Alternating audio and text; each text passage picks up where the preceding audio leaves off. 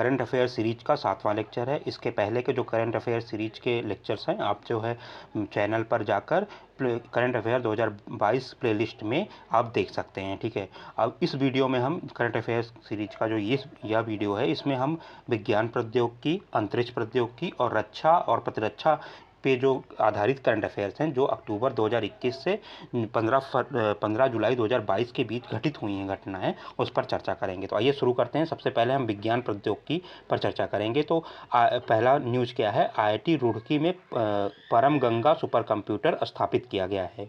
तो राष्ट्रीय super computing mission जो होता है उसके तहत जो है 8 मार्च 2022 को IIT रुड़की में एक सुपर कंप्यूटर जिसका नाम परम गंगा है को तैनात किया गया है, जिसकी क्षमता कितनी है 1.66 पेटा फ्लॉक्स है। ठीक है, और IISc बेंगलुरु में सुपर कंप्यूटर परम प्रवेग नाम से स्थापित किया गया है इसके पहले। और जो राष्ट्रीय कंप्यूटिंग मिशन है ये इलेक्ट्रॉनिक्स एंड सूचना प्रौद्योगिकी मंत्रालय तथा विज्ञान और प्रौद्योगिकी विभाग की एक संयुक्त पहल है जिसे centre for development and advance computing CDAC और भारतीय विज्ञान संस्थान IISc बेंगलुरु द्वारा क्रियान्वित किया जा रहा है। ठीक है, चलिए ठीक है आगे देखते हैं।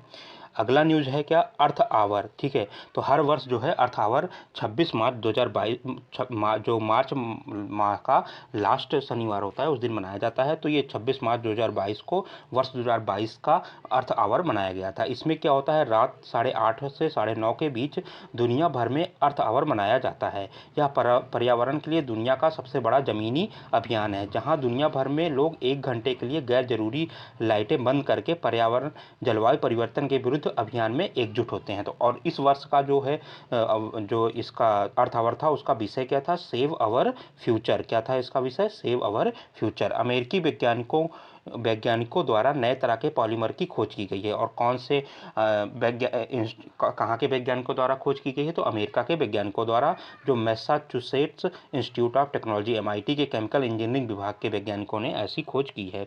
और ये जो है जो स्टील से मजबूत और प्लास्टिक से भी हल्का है। ठीक है, पॉलीमर्स क्या होते हैं, पॉलीमर्स आमतौर पर एक अणु के चेन होते हैं जो मोनोमर्स, जिन्हें मोनोमर्स कहते हैं। ये केमिकल बॉन्ड द्वारा एक दूसरे से जुड़े होते हैं। उम्मीद है कि नए तरह के पॉलीमर्स दुनिया के लिए कई मायनों में उपयोगी हो सकता है। ठीक है, भारत के लिए पहला intelligent chronic disease patient habit tracking system जो है इसका जो है उद्घाटन केंद्रीय सड़क और परिवहन राज्य मंत्री नितिन गडकरी द्वारा कहाँ किया गया है, माधव बाग वैद्य सैन्य आयुर्वेदिक लैब लिमिटेड के पावर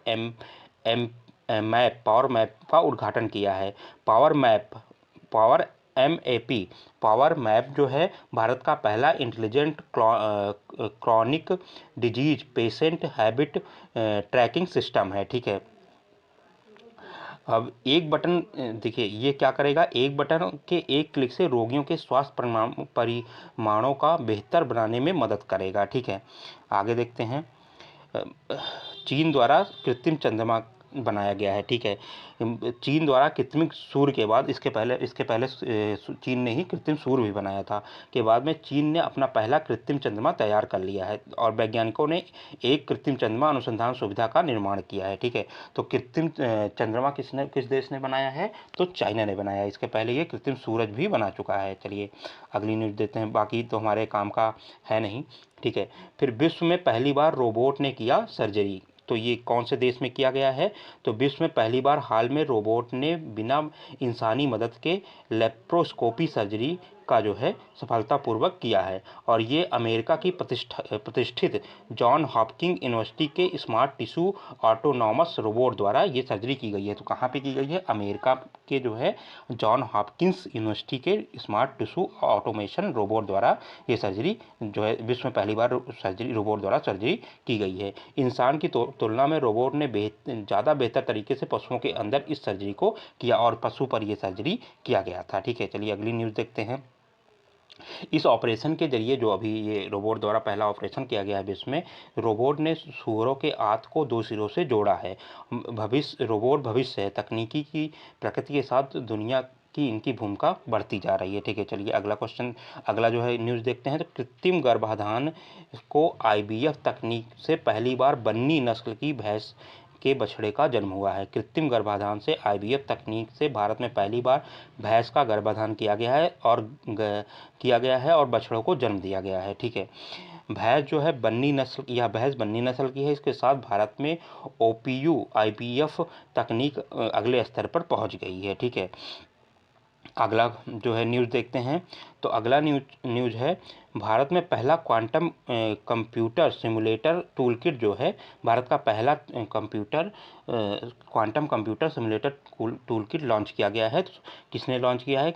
इलेक्ट्रॉनिक्स और सूचना प्रौद्योगिकी मंत्रालय ने 27 अगस्त 2021 को भारत का पहला क्वांटम कंप्यूटिंग सिमुलेटर क्यूसिम नाम से पहला क्वांटम कंप्यूटर सिमुलेटर टूलकिट को लॉन्च किया गया है। और यह जो क्यूसिम है, यह स्वदेशी रूप से विकसित किया गया अपनी तरफ का पहला टूलकिट है। ठीक है, आगे देखते हैं। पहली बार मिला कृत्रिम बुद्धिमत्ता प्रणाली को आविष्कार करने का पेटेंट। दक्षिण अफ्रीका में फ्रैक्टल ज्यामिति के आधार पर खाद्य कंटेनर को नवाचार के लिए पेटेंट प्रदान किया गया है। और यह पेटेंट किसी मानव को नहीं दिया गया है, बल्कि DABUS device for the autonomous bootstrapping of the unified sciences के नामक कृत्रिम बुद्धिमत्ता प्रणाली को दिया गया है। ठीक है, यह विश्व में पहली बार हुआ है जब दक्षिण अफ्रीका के निर्णय को बौद्धिक संपदा विशेषज्ञता की ओर से आलोचना का सामना करना पड़ा है। ठीक है, चलिए आगे देखते हैं। अंतरिक्ष प्रौद्योगिकी। तो अंतरिक्ष प्रौद्योगिकी का जो पहला न्यूज़ है वो क्या है कि इसरो ने शुक्र जो वीनस ग्रह है उसकी कक्षा में अंतरिक्षयान भेजने की योजना बना रहा है। भारतीय अंतरिक्ष अनुसंधान संगठन इसरो ने शुक्र की कक्षा में अंतरिक्षयान भेजने की योजना बनाई है। इसका मुख्य उद्देश्य क्या होगा इस अंतरिक्षयान का, जो शुक्र ग्रह पर भेजा जा रहा है? तो शुक्र ग्रह के सतह का अध्ययन करना और इसके वातावरण में मौजूद सल्फ्यूरिक एसिड के बादलों के रहस्य का पता लगाना है इसका उद्देश्य है। ठीक है, फिर शुक्र ग्रह धरती का सबसे निकट ग्रह है और इसका आकार पृथ्वी जैसा है, जिसे सोलर सिस्टम का पहला ग्रह भी माना जाता है जहां पर जीवन था। ठीक है, अब देखिए शुक्र का वातावरण कार्बन डाइऑक्साइड और सल्फ्यूरिक एसिड के पीले बादलों से घिरा हुआ है और भारत द्वारा दिसंबर 2024 में शुक्र मिशन को लॉन्च करने का लक्ष्य है। इसका कारण यह है कि उस समय पृथ्वी और शुक्र ग्रह की स्थिति ऐसी रहेगी जिससे कि एयरक्राफ्ट को वीनस में पहुंचाने में कम से कम ईंधन लगेगा। ठीक है, अभी तक जो है अमेरिका, रूस, यूरोपियन स्पेस एजेंसी और जापान ही शुक्र मिशन लॉन्च करने में सफल रहे हैं। ठीक है, अगला न्यूज़ देखते हैं। तो वनवेब ने उपग्रहों के प्रक्षेपण के लिए न्यू स्पेस इंडिया लिमिटेड के साथ समझौता किया है। तो भारतीय समूह की कंपनी वनवेब, कौन से समूह की कंपनी है वनवेब? तो भारतीय समूह की कंपनी वनवेब और भारतीय अंतरिक्ष अनुसंधान संगठन की वाणिज्यिक शाखा न्यू स्पेस इंडिया लिमिटेड ने एक उपग्रह प्रक्षेपण का सौदा 14 अप्रैल 2022 को पर हस्ताक्षर किए हैं। आंध्र प्रदेश के श्रीहरिकोटा के सतीश धवन अंतरिक्ष केंद्र से वर्ष 2022 में इन नए उपग्रहों को लॉन्च करने की संभावना है। ठीक है, आगे देखते हैं। तो ये जो है, फिर अगला न्यूज़ क्या है? अंतर्राष्ट्रीय अंतरिक्ष स्टेशन के लिए पहली पूर्णतः निजी उड़ान जो है अंतरिक्ष पर्यटन के क्षेत्र में एक नए अध्याय की शुरुआत अप्रैल 2022 में उस समय हुई जब चार यात्रियों ने पूर्णतः निजी अभियान के तहत अंतर्राष्ट्रीय अंतरिक्ष स्टेशन ISS पर 15 दिन का प्रवास किया। अमेरिका के ह्यूस्टन स्थित एरोस्पेस फॉर्म एक्सियोम स्पेस के एक्सियोम मिशन 1, ठीक है, कौन सा है? एक्सियोम मिशन 1, ठीक है, के तहत ड्रैगन क्रू में सवार 4 यात्रियों ने स्पेस एक्स के फाल्कन रॉकेट के जरिए फ्लोरिडा स्थित कैनेडी स्पेस सेंटर के ISS के लिए उड़ान 8 अप्रैल 2022 को भरी। ठीक है, एक्सियोम मिशन का यह पहला अंतरिक्ष मिशन होने के साथ साथ अंतर्राष्ट्रीय अंतरिक्ष एजेंसी स्टेशन के लिए पूर्णतः पहली निजी उड़ान थी। ठीक है, उड़ान में शामिल यात्रियों में अमेरिका के प्रौद्योगिकी उद्यमी लैरी कॉरनोर और कनाडा के कारोबारी मार्क पैथी और इजराइल के एटन स्टम्बेबे शामिल थे। ये तीनों ने इस यात्रा के लिए भुगतान किया था, ठीक है। और एक्सियोम का यह ड्रैगन क्रू कैप्सूल एंडेवर अमेरिकी समयानुसार 9 अप्रैल को इतने बजे पहुंचा था, ठीक है। अगला न्यूज़ देखते हैं। अगला न्यूज़ है धरती और अंतरिक्ष के संपर्क के लिए नई तकनीकी हेलो पोर्टिंग का सफल परीक्षण किया गया है। तो किसने किया है? तो अमेरिकी स्पेस एजेंसी नासा ने हाल में स्पेस कम्युनिकेशन के क्षेत्र में सबसे बड़ी सफलता प्राप्त की है। सरल शब्दों में कहें तो नासा ने धरती और अंतरिक्ष में संपर्क की नई तकनीक का परीक्षण किया है, ठीक है। इस एजेंसी ने इंटरनेशनल स्पेस स्टेशन में इस तकनीक का परीक्षण किया। इस नई तकनीक को होलोपोर्टिंग कहा गया है। जैसा कि नाम से साफ है कि होलोग्राम या टेलीपोर्टेशन का एक मिश्रित रूप है। इस परीक्षण के दौरान NASA flight surgeon doctor Joseph simmered एक होलोग्राम के रूप में आईएसएस पर दिखाई दिए और स्थापित समय में जो है अंतरिक्ष यात्रियों से बात की, ठीक है। स्मिथ के अनुसार यह अधिक दूरी पर अधिक लोगों के संपर्क करने का बिल्कुल नया तरीका है, साथ ही साथ ह्यूमन एक्सप्लोरेशन का एक नया रूप भी है, ठीक है। इसमें जो इंसान के अस्तित्व को धरती से बाहर तक पहुंचाया जाता है, मतलब इसमें क्या होगा कि वो इंसान एक्चुअल रूप में वहाँ नहीं होगा, लेकिन उसके अस्तित्व को बताया जाएगा कि यहाँ पे है ये इस अवसर पर उन्होंने कहा कि हमारा शरीर वहाँ नहीं है, लेकिन हमारा इंसानी वजूद वहाँ है। इससे फ़र्क नहीं पड़ता कि स्पेस स्टेशन 28,163 किलोमीटर प्रति घंटे की रफ्तार से यात्रा कर रहा है, ठीक है। इस तकनीक के तहत डॉक्टर स्मिथ ने उनकी टीम ने सदस्यों ने 3D होलोग्राम बनाए गए और उनके स्पेस स्टेशन पर ट्रांसमिट किया गया था। अगला न्यूज़ देखते हैं। तो स्पेस एजेंसी ऑर्बिटल असेंबली की दो स्पेस स्टेशनों को लॉन्च करने की योजना बनाई गई है। US based space company orbital assembly टूरिस्टों को रहने के लिए कमरों के साथ एक नहीं बल्कि दो स्पेस स्टेशन लॉन्च करने पर काम कर रही है। इसमें से एक का नाम वायेजर स्टेशन होगा, जहां 400 लोग ठहरने की जगह होगी और इस स्पेस स्टेशन को 2027 में लॉन्च किया जाएगा। दूसरे का नाम पायनियर स्टेशन होगा। मतलब स्पेस एजेंसी ऑर्बिटर असेंबली के लिए दो स्पेस स्टेशन बना रही है, जहाँ पे आप जो है किनको जो है जो टूरिस्ट हैं उनको आप ठहरा सकेंगे स्पेस में। तो एक का नाम वायेजर स्टेशन है, जिसे 2027 में बना लिया जाएगा, जहाँ 400 लोग ठहर सकेंगे, और दूसरे का नाम पायनियर स्टेशन है, जहाँ एक बार में सिर्फ जो है 28 लोग ठहर सकेंगे, और यह स्टेशन अगले 3 साल में ऑपरेशनल हो जाएगा। कौन सा? पायनियर स्टेशन अगले 3 साल में ऑपरेशनल हो जाएगा। चलिए अगला देखते हैं, अगली न्यूज़ देखते हैं। तो अगली न्यूज़ है इसरो द्वारा SS-1 का सफल परीक्षण किया गया है। भारतीय अंतरिक्ष अनुसंधान संगठन इसरो ने आंध्र प्रदेश श्रीहरिकोटा के सतीश धवन अंतरिक्ष केंद्र से अपने नए लघु उपग्रह प्रक्षेपण यान small satellite launch vehicle SSLV के ठोस ईंधन आधारित बूस्टर चरण SS-1 का जमीनी परीक्षण 14 मार्च 2022 को सफलतापूर्वक किया है, ठीक है। और यह जो है नवविकसित ठोस बूस्टर चरण में तीन खंडों वाला ठोस प्रणोदक चरण है। मतलब इसमें क्या है कि जो ईंधन होगा वो ठोस ईंधन है, और उसमें कितने चरण हैं? 3 खंड हैं, ठीक।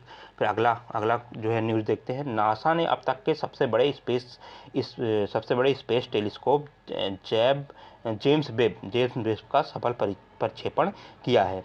अमेरिका अंतरिक्ष एजेंसी नासा ने विश्व के अब तक के सबसे विशाल telescope James Webb space telescope का प्रक्षेपण 25 दिसंबर 2021 को फ्रेंच गुयाना के एरियन 5 रॉकेट द्वारा किया गया है। विश्व के इस सबसे बड़े टेलीस्कोप को पृथ्वी के 8 लाख किलोमीटर दूरी पर सेकेंड लैग्रेंज पॉइंट L2 पर स्थापित किया गया है। लैग्रेंज पॉइंट अंतरिक्ष में पृथ्वी के सूर्य के बीच की वह स्थिति है जहां किसी पिंड को स्थिर स्थिति में रखा जाता है। इस स्थिति में सूर्य और पृथ्वी के गुरुत्व खिंचाव ऐसे होते हैं जहां वह पिंड पृथ्वी के साथ साथ चलता दिखाई देता है, ठीक है। यह टेलीस्कोप अंततः हबल टेलीस्कोप का स्थान लेगा। हबल टेलीस्कोप द्वारा 30 वर्षों से अधिक समय तक अंतरिक्ष वैज्ञानिकों को अंतरिक्ष की तस्वीरें और अंदरूनी जानकारियां उपलब्ध कराई गई हैं। ठीक है, साथ ही यह जो है पृथ्वी के साथ सूर्य का चक्कर लगाएगा, जहां पर ब्रह्मांड के इतिहास का अवलोकन कर सकेगा, जिससे बिग बैंग तक की जानकारियां एकत्र हो सकेंगी।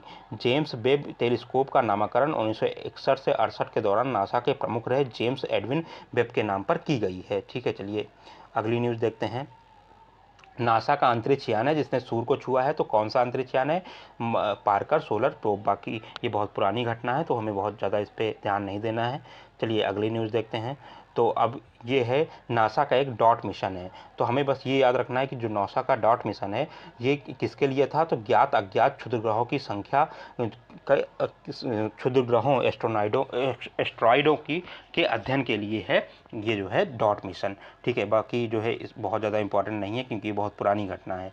अब आगे अगली घटना देखते हैं। तो ठीक है, अगली घटना है नासा द्वारा लॉन्च किया लूसी मिशन। तो नासा द्वारा जो है बृहस्पति के ट्रोजन क्षुद्रग्रहों के लिए कौन सा मिशन लॉन्च किया है? तो लूसी मिशन लॉन्च किया है। भारतीय अंतरिक्ष संघ का शुभारंभ किया गया है। ठीक है, तो इसके अंतर्गत क्या है? तो आत्मनिर्भर भारत अभियान के तहत भारत को हर क्षेत्र में पूरी तरह से आत्मनिर्भर और अग्रणी बनाने के मिशन के तहत 1 अक्टूबर 2021 को प्रधानमंत्री नरेंद्र मोदी ने वीडियो कॉन्फ्रेंसिंग के माध्यम से भारतीय अंतरिक्ष संघ का शुभारंभ किया है। तो कब किया गया है? 1 अक्टूबर 2021 को जो है भारतीय अंतरिक्ष संघ का जो है शुभारंभ किया गया है। अंतरिक्ष और उपग्रह कंपनियों का एक प्रमुख उद्योग संघ है जिसका शुभारंभ का मुख्य लक्ष्य है भारत के अंतरिक्ष विज्ञान और प्रौद्योगिकी के क्षेत्र में नई ऊंचाइयों में ले जाना। ठीक है, अब चीन का पहला सौर अन्वेषण उपग्रह सीरो है। सीरो किस देश का उपग्रह है? तो चीन का है और पहला जो है सौर अन्वेषण उपग्रह है। ठीक है, आगे अब रक्षा प्रतिरक्षा के जो करंट अफेयर्स है उस पर चर्चा करेंगे। कमला देवी फास्ट पेट्रोल वेसल लॉन्च किया गया है। तो 2 मई 2022 को भारतीय तटरक्षक बल ने पश्चिम बंगाल के टीटागढ़ क्षेत्र में समाज सुधारक और स्वतंत्रता सेनानी कमला देवी चट्टोपाध्याय के सम्मान में कमला देवी नामक फास्ट पेट्रोल वेसल तो जो है लॉन्च किया है। ठीक है, और ये जो कमला देवी थी ये कौन थी? तो कमला देवी 20वीं सदी की समाज सुधारक और स्वतंत्रता सेनानी थी जिनका जन्म जो है 1903 में मैंगलोर मद्रास प्रेसिडेंसी में हुआ था। अगली न्यूज़ देखते हैं। तो ब्रह्मोस मिसाइल का पोत रोधी संस्करण का सफल परीक्षण किया गया है। तो भारतीय नौसेना और अंडमान निकोबार कमान द्वारा सुपरसोनिक क्रूज मिसाइल ब्रह्मोस का पोतरोधी संस्करण का जो है परीक्षण किया गया है। तो ब्रह्मोस मिसाइल बार बार चर्चा में रहती है, कभी पोतरोधी, कभी कनस्तर, कभी मोबाइल संस्करण का परीक्षण किया जाता रहता है। तो ब्रह्मोस का जो बेसिक है ये जान लेना है कि ब्रह्मोस मिसाइल भारत और रूस की संयुक्त परियोजना है। भारत का जो है ब्रह्मपुत्र और रूस की भी एक नदी के नाम से इनका शॉर्ट फॉर्म लेकर ब्रह्मोस बनाई गई है और ये एक भारत की सुपरसोनिक क्रूज मिसाइल है ये। ठीक है, अब आगे देखते हैं। तो अंडमान निकोबार कमांड भारतीय सशस्त्र सेना का एकमात्र त्रिसेना कमांड है। ठीक है, अगली न्यूज़ क्या है? तो ICGS सक्षम को मिला कमीशन। ICGS सक्षम क्या है? 16 मार्च 2022 को गोवा के 105 मीटर ऑफशोर पेट्रोल वेसल्स। तो ऑफशोर पेट्रोल वेसल्स है क्या? ICGS सक्षम की श्रेणी में श्रृंखला के 5वें तटरक्षक जहाज सक्षम को कमीशन किया गया है और ये जो ऑफशोर पेट्रोल वेसल है को गोवा शिपयार्ड लिमिटेड द्वारा स्वदेशी रूप से डिजाइन और निर्मित किया गया है। ठीक है, अगली न्यूज़ देखते हैं। भारत का पहला स्वदेशी फ्लाइंग ट्रेनर हंसा NG। तो भारत का पहला स्वदेशी फ्लाइंग ट्रेनर का जो जहाज़ है उसका नाम क्या है? हंसा NG है। ठीक है, और ये पुडुचेरी पे समुद्र स्तर पर परीक्षा सफलतापूर्वक किया गया है। हंसा NG को ISCI national aerospace laboratory Bangalore द्वारा डिजाइन किया गया है और हंसा NG Rotex digital control engine द्वारा संचालित सबसे उन्नत फ्लाइट ट्रेनर में से एक है। ठीक है, अगला अगला न्यूज़ देखते हैं। स्कॉर्पियन श्रेणी की पनडुब्बी वाक्सीर का जलावतरण किया गया है। तो मुंबई स्थित मझगांव डकशिप बिल्डर्स लिमिटेड के निर्माणाधीन स्कॉर्पियन श्रेणी की छठी और अंतिम पनडुब्बी, जिसका नाम क्या है, वाक्सीर है, जिसका जलावतरण 20 अप्रैल 2022 को किया गया है।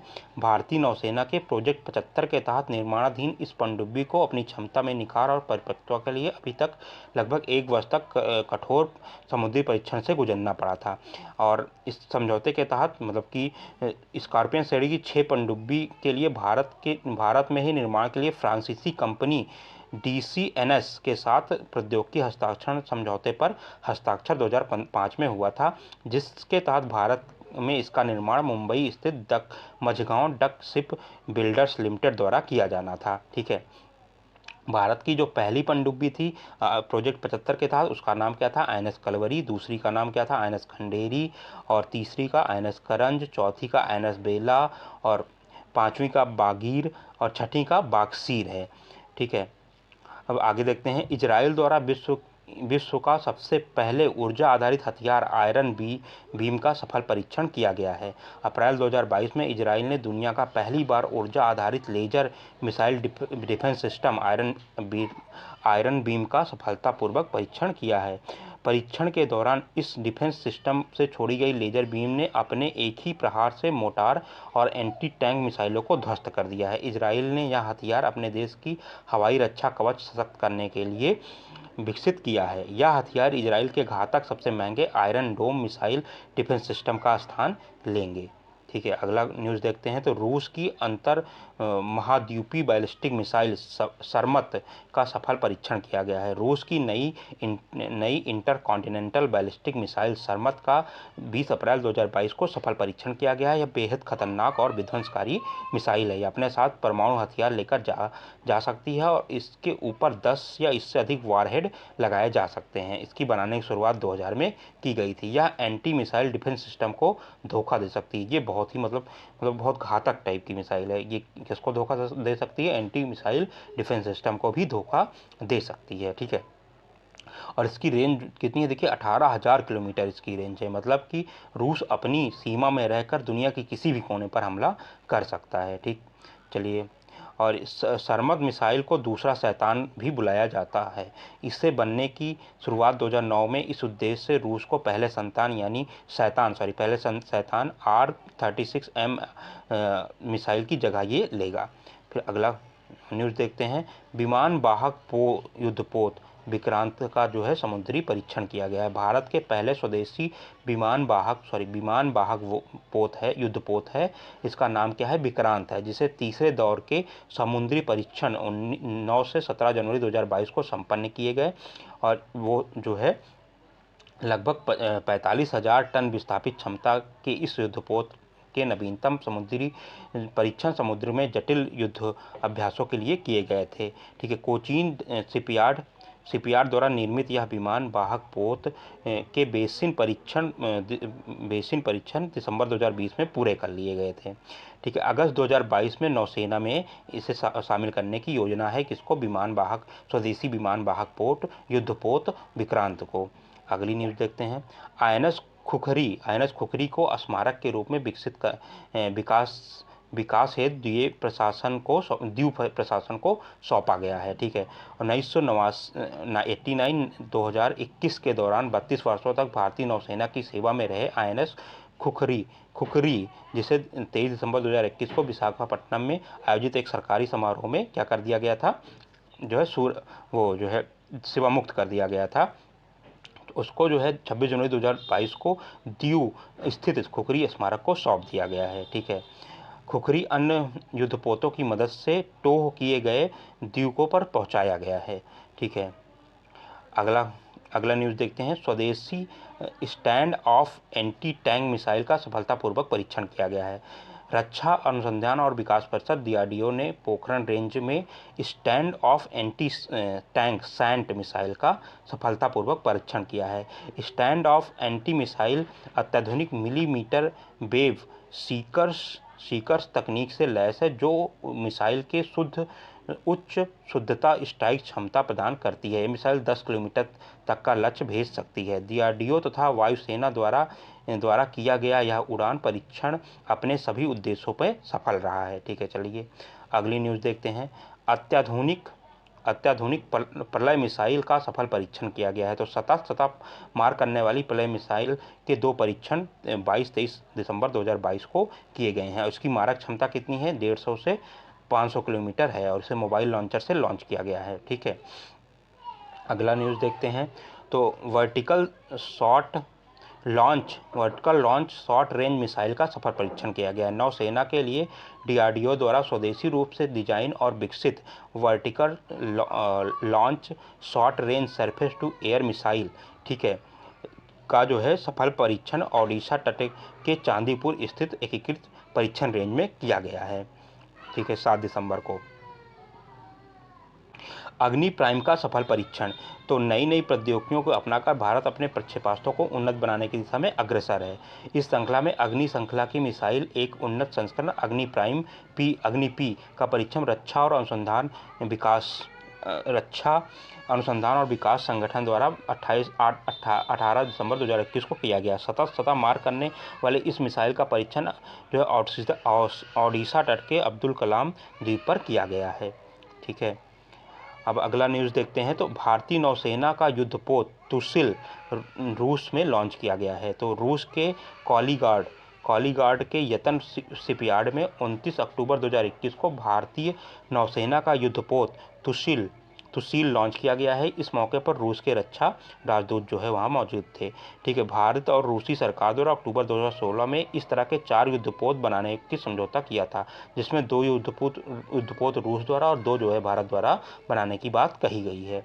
ठीक है, अगला न्यूज़ देखते हैं। तो स्वदेशी निर्मित ICGS सार्थक राष्ट्र को समर्पित किया गया है। तो यह नया तटरक्षक गश्ती पोत है। ICGS सार्थक क्या है? गश्ती पोत है तटरक्षक दल का।